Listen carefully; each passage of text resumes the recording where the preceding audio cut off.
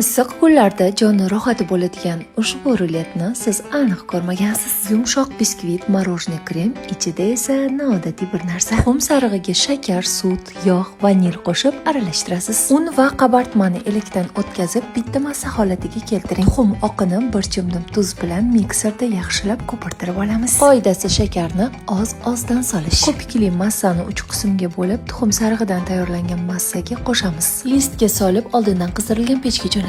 Biskvit pishgunicha bekor turmasdan kir bo'lgan yuzalarni Talla Lux kislorodniy очистителda oson va tez tozalab olamiz. Qulayliklari mutlaqo bezyon, qo'lingizga ziyon keltirmasdan osongina tozalab oladi. Narxi hamyonbop, asosiysi universal tozalash vositasi. Bu orada pishib chiqqan biskvitni xuddi shu holatda sovitishga qo'yamiz.